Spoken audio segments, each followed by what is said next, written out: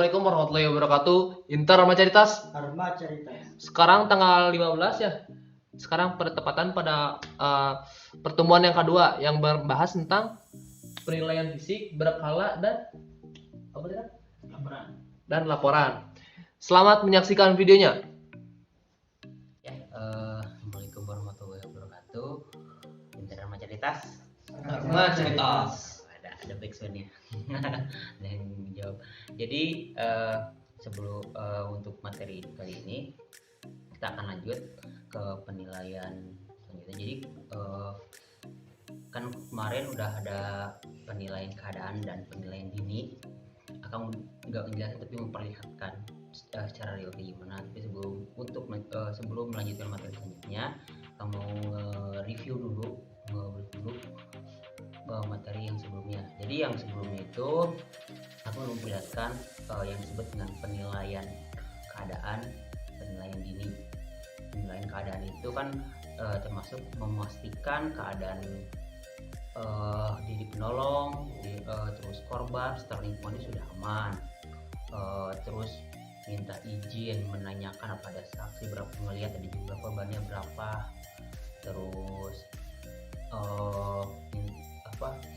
memastikan gak ada bahaya susulan segala macam ya, itu penting. Lalu selanjutnya itu penilaian keadaan. Lalu ke penilaian dini itu kita memeriksa respon yang mana bisa kita lihat secara langsung. Kalau orang yang merespon dia sadar gitu ya, tapi ketika yang tidak merespon, nah itu ada tahapannya lagi berbeda ya. Kalau yang merespon kan tinggal yang sakit, yang terlihat sakitnya apa, yang terlihat itu ditangani langsung, yang nggak terlihat tanya lagi ya. Bahkan kalau perlu juga menanyakan dia habis ngapain, makan apa, punya penyakit khusus dan segala macam. Itu kalau merespon. Kalau yang nggak respon, cek nafas dan nadi, dan luka berat kayak perdarahan berat misalnya, tangannya hampir buntu misalnya ya, atau perdarahan dalam misalnya memar di sini ya. Jadi ketika memeriksa pasien, bisa korban kecelakaan secara real gitu, bahkan kalau perlu bajunya digunting, perlu digunting kayak gitu ya. Jadi kalau secara teoritis prosedur menangani korban di TKP itu ada pertama penilaian keadaan, penilaian dini ya, pemeriksaan fisik, pemeriksaan berkala dan laporan. Setidaknya itu minimalnya untuk kalian pelajari.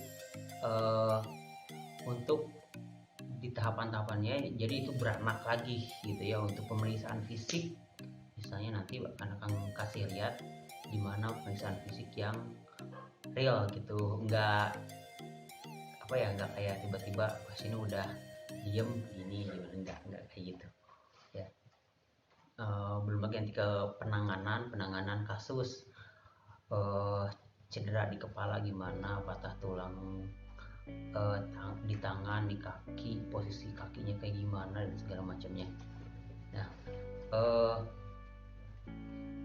dari situ ya baru, jadi waktu itu Akang baru masih lihat gitu aja, yaitu adalah ya materi yang Akang sampaikan kemarin.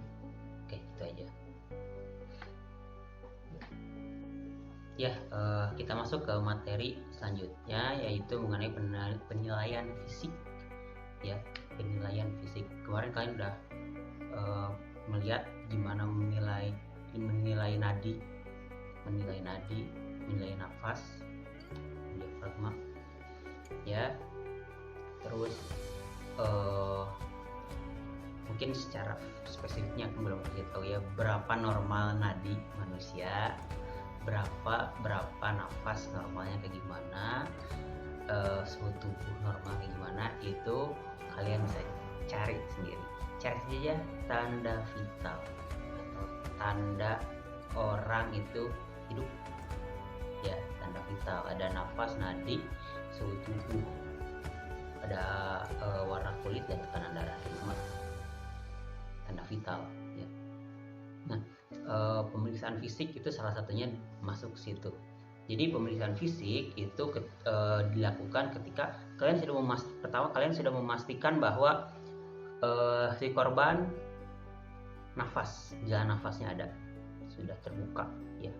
Kalau nggak ada, ketika pas penilaian dini nggak ada nafasnya dan nadinya, otomatis RJP, resusitasi jantung baru atau bantuan hidup dasar BHD ya. Kalau sudah lakukan itu dan perdarahan berat itu sudah ditangani ya, baru masuk ke cek fisik, menilai luka-luka yang mungkin nggak kelihatan, termasuk kalau misalnya ada di bawah baju, misalnya dia pakai jaket misalnya mungkin ya. Kalau kecelakaan motor kebanyakan korban itu pakai jaket gitu, tapi nggak jarang juga mereka karena nggak pakai jaket itu juga mungkin gitu ya. Biasanya gitu, jadi dicek apakah ada memar misalnya, siapa tahu kebanting, kena stang, kena ini ya, jadi ruptur ininya, patah. Makanya perlu yang disebut dengan pemeriksaan fisik. Nah, pemeriksaan fisik ini harus terstruktur, nggak langsung set, nggak ya, nggak langsung. Jadi harus kepala dulu pertama. Kenapa? Karena ini salah satu organ vital manusia, otak ya. Soft tissue juga dari mata, mulut dan hidung, kuping itu soft tissue. Jadi kalau kena benturan itu bisa bahaya. Jadi ini dulu kepala dulu, ke tubuh dulu, sini ke yang kita sebut dengan batang tubuh ya. Batang tubuh di sini dulu, lihat di sini, dicek takutnya ada patah, rusuk ya, dicek di sini, lihat di sini ada memar atau enggak, ada perdarahan atau perdarahan dalam atau perdarahan luar ya. Sini baru ke tangan, baru ke kaki.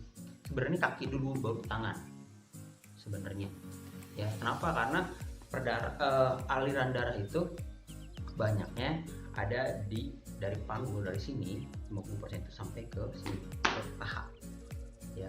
Jadi ini dulu dari sini panggul ke bawah, ini baru ke tangan, akhir itu di tangan. Seperti itu pemeriksaan fisik. Untuk jelasnya Kang kasih lihat. Ya, jadi ini kita mulai dari pengecekan si korban. Ini kalau kalian nemu korban kayak gini ya kalian tinggal langsung yasinan aja ya, langsung dikurupkan. Gak mungkin kalau kalian nemu korban langsung kayak gini. Akan berapa tahun di PMI gak pernah langsung nemu korban ini. Orang pingsan pun di lapangan upacara gak mungkin langsung kayak gini kan. Jadi kita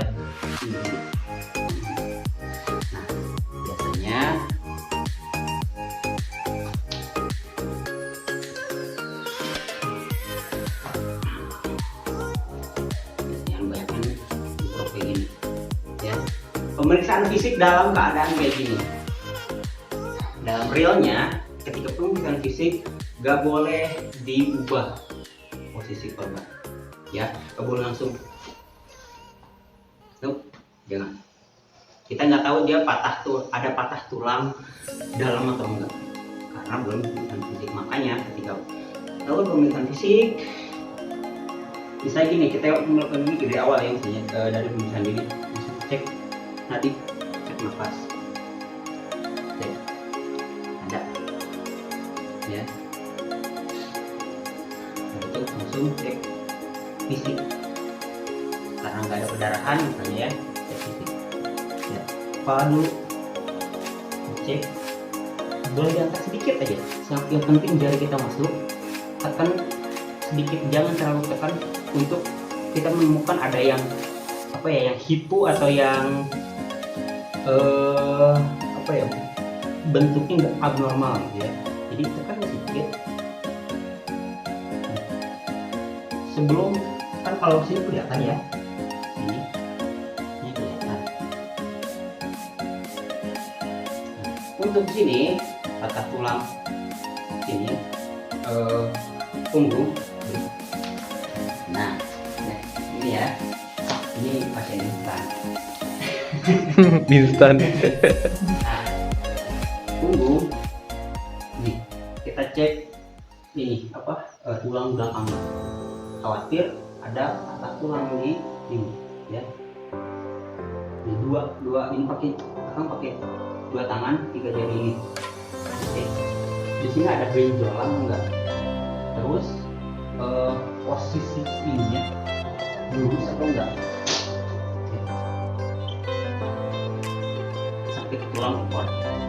Ya, di sini kalau misalnya ada yang ngegeser atau yang ngebenjol abnormal dari misalnya ada kita nggak ada benjolan di sini, terus bandingin sama benjolan yang sebelah sini bawahnya ya. Untuk perbedaan jauh ini kemungkinan dia dislokasi ya. Jadi kalau di sini tuh ada yang bisa patah, ada yang bisa dia terkilir ya, terus ada yang kalau itu granula atau ininya kayak lapisan sepatu yang diantara kualitas itu dia bergeser, itu bisa terjadi. Patahnya itu bisa ke atas, bisa ke dalam, bisa ke kiri, bisa ke kanan gitu ya.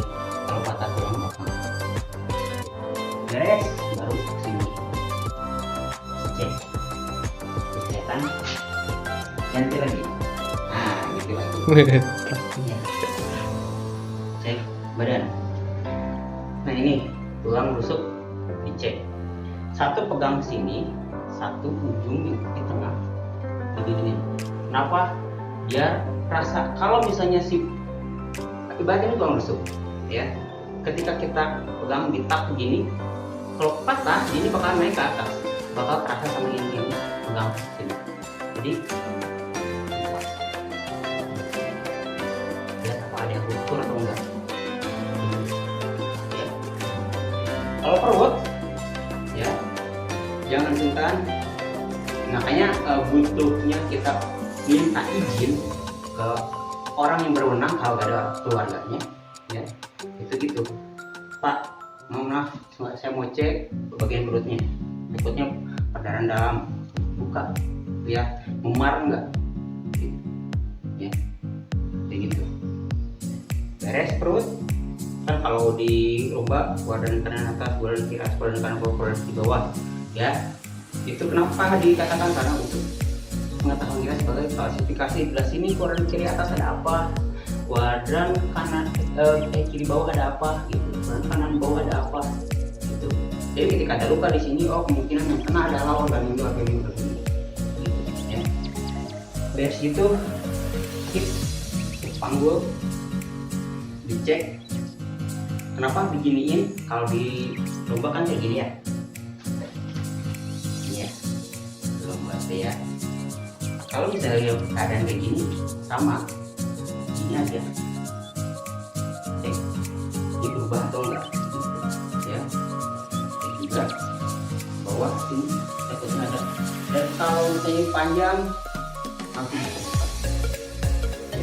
Gunting di kalau misalnya di sini menggenang darah misalnya, sedangkan ini panjang, gunting ya gunting gitu.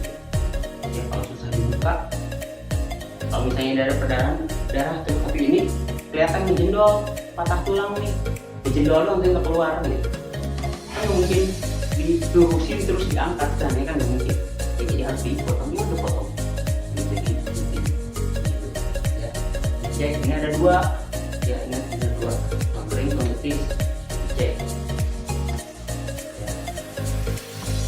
Patah tulang itu jarang terjadi di tengah, jarang ya, kalau kecuali kalau dibacok pakai pisau tulang misalnya yang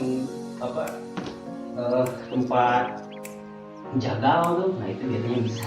Tapi biasanya kalau jatuh atau terbentur atau apa, patahnya itu di sini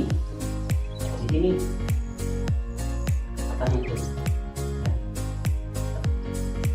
Cek jari juga jangan lupa dicek, ada yang terkilir atau nggak, bisa aja ini belok ke sini, belok ke sini ya. Kalau baru ke kanan tangan juga di sini ada 2 ya, dicek satu-satu.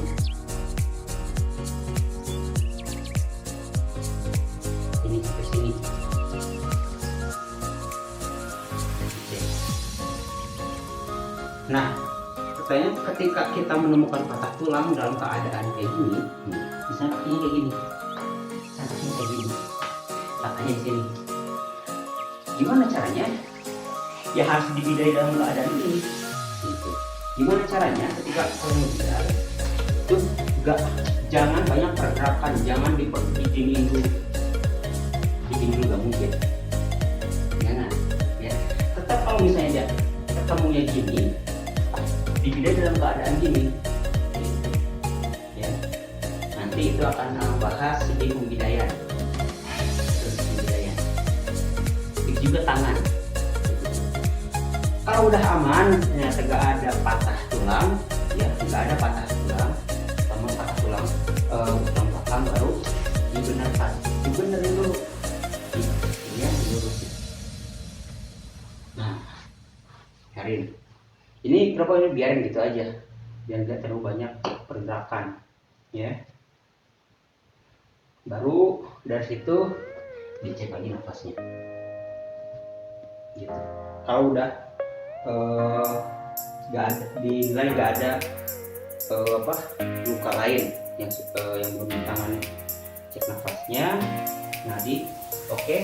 Kalau udah beres kayak gitu, masuk yang kita sebut dengan recovery position.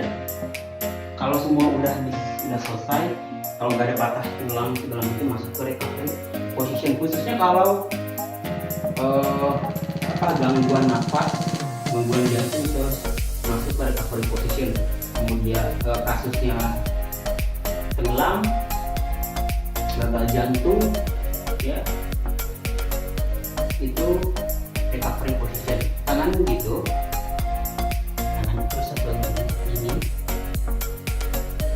Nah ini sini.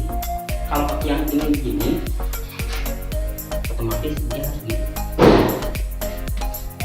Ini namanya recovery position, ya. Atau ada yang bilang sebut posisi miring stabil, ya, gitu. Atau mau sebaliknya juga bisa. Jadi yang ini gini, yang ini gini. Ya. Tergantung posisinya kalian gimana. Kalau misalnya di situ solokan, jangan digituin, jebur tuh. Ya makanya disesuaikan posisinya kayak gimana. Oke. Itu pemeriksaan fisik, belum penanganan. Ya, tadi udah pemeriksaan fisik. Lalu kalau sudah selesai pemeriksaan fisik, artinya semua yang sudah luka-lukanya sudah ditangani, terus apa yang bisa ditangani oleh kalian tangani pada saat itu. Kalau enggak, cukup kayak gitu, ya. Ada pemeriksaan berkala dan pelaporan. Sebenarnya pemeriksaan berkala itu dilakukan ketika kita nunggu ambulan atau kita ikut sama ambulan itu menuju ke rumah sakit, ya. Kadang gini, kalau di Indonesia ketika ambulan datang, yang datang itu misalnya bukan ngejelekin, tapi ini realnya bahwa kalau yang datang ambulan desa datang cuma sendirian saja, ya. Jadi datang bukan sebagai tim ambulan, tapi cuma datang sebagai supir ambulan, ya, supir doang, gitu. Jadi makanya di sini kita harus ikut kalau keadaannya seperti itu, ikut untuk mengecek terus keadaan korban. Untuk cek berkala itu apa? Cek berkala itu yang harus dicek adalah paling pertama dan utama adalah nadi dan nafas. Itu, ya, khawatir tiba-tiba hilang, gitu ya, di perjalanan hilang, gitu. Makanya di situ langsung RJP, BHD segala macam. Terus yang kedua adalah ini apa yang kita tangani. Contohnya misalnya kayak gini, ada perdarahan besar misalnya, ya, luka sayat di paha, panjangnya sejengkal misalnya, 5 cm, 5-10 cm, kedalamannya 3 cm misalnya, dan itu besar perdarahannya. Nah itu harus dicek terus, jangan sampai biasanya rembes ya, si kain kasnya udah merah banget. Nah itu harus langsung ditambal, artinya tambah lagi kain kasnya, tambah lagi kain kasnya, kayak gitu. Itu pemeriksaan berkala, itu di ambulan maupun sambil nunggu ambulan. Tapi kalau keadaan kondisinya yang datang adalah tim ambulan, jadi ada supirnya, terus ada tim ambulan itu minimal ada 3 orang. Jadi ada yang di depan, ada yang di depan 2 orang, supir dan kenek. Satu lagi adalah tim medisnya, minimal kayak gitu. Atau misalnya 1 orang supir, di sampingnya adalah keluarganya ya, yang di belakang itu tim medis, bisa kayak gitu. Jadi minimal 3 yang datang tuh. Tim yang dilakukan adalah pelaporan, langsung ke pelaporan ya. Yang dilaporkan apa, kejadiannya gimana, lukanya yang ditemukan apa, yang sudah dilakukan apa. 3 itu yang paling penting ya. Itu pelaporan ketika ke tim medis, ke tim ambulan gitu. Sehingga nanti pemeriksaan berkala bisa dilanjutkan oleh mereka, atau mungkin ada yang belum ditangani bisa dilanjutkan oleh mereka. Misalnya kita bilang ada luka sayat di pelipis, terus di siku sama di lutut, luka sayat, patah tulang terbuka di tulang kering kanan. Kami gak bisa menanganinya, kekurangan alat, baru nanti itu sama tim ambulan yang menangani, kayak gitu ya.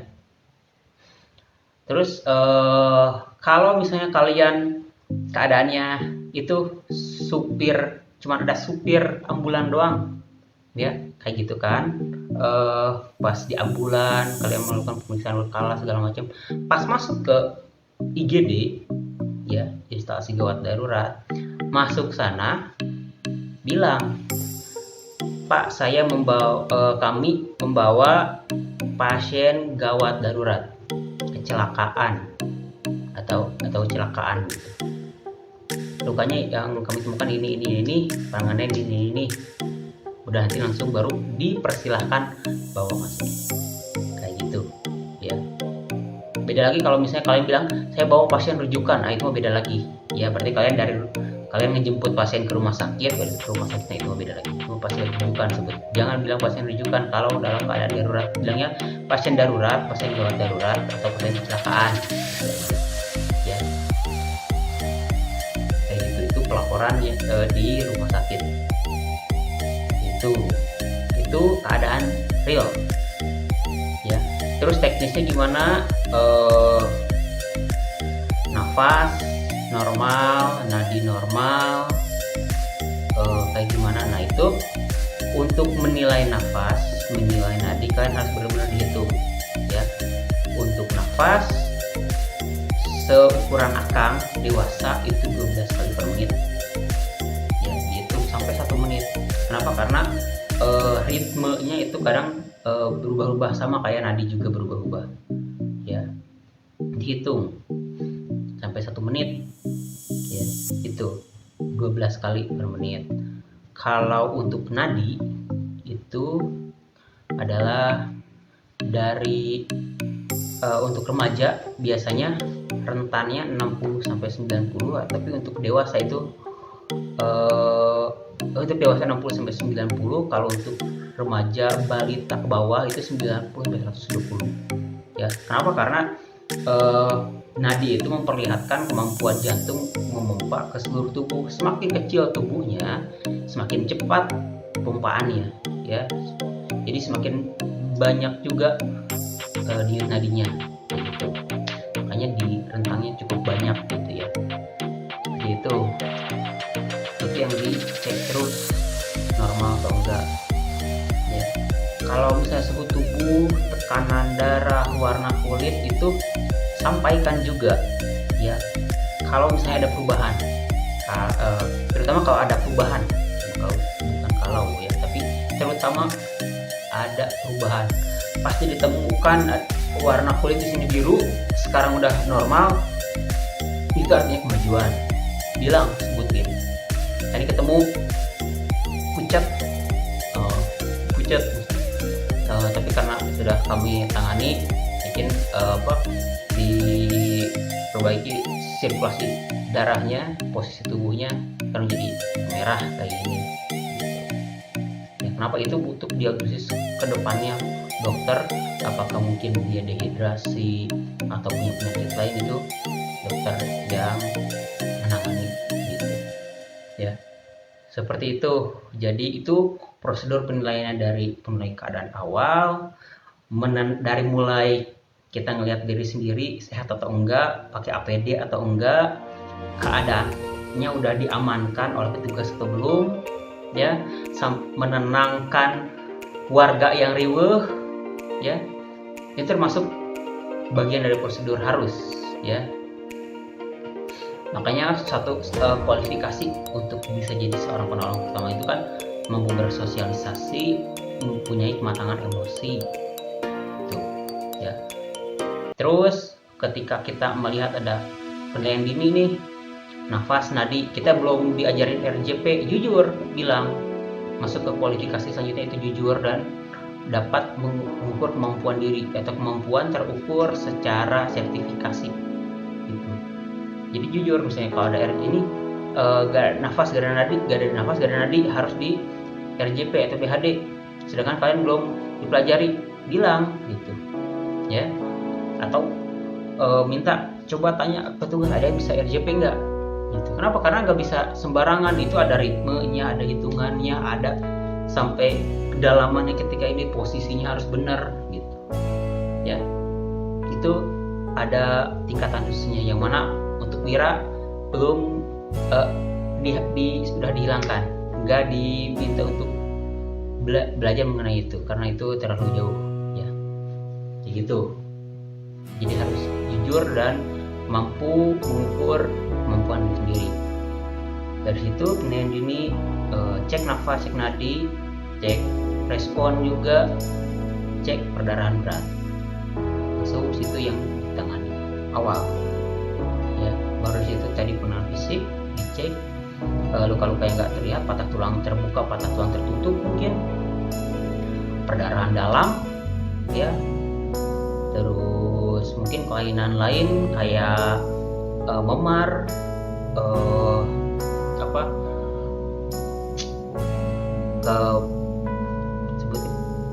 bukan perdarahan, dia punya kelainan kayak hati, kelainan hati misalnya ya, lihat dari warna kulitnya, atau mungkin dia dehidrasi, kepanasan ya, luka bakar, itu dicek di penanganan fisik itu ya. Untuk sesi tanya jawab, aku harap kalian komen aja di YouTube ya, nanya gimana caranya melakukan apa, atau misalnya normalnya ini kayak gimana gitu ya. Mungkin itu aja prosedur ya, prosedur melakukan pertolongan pertama ya. Nanti selanjutnya kita membahas mengenai cara menangani luka, kasus-kasus. Alhamdulillahirrabbilalamin, video materi telah kita sajikan untuk kalian tonton. Selamat menonton. Jangan lupa komen, dan apa yang kalian tidak ketahui boleh tanya aja di kolom komentar. Jangan lupa juga absen. Oke? Assalamualaikum warahmatullahi wabarakatuh. Intar Arma Caritas. Arma Caritas. Dadah.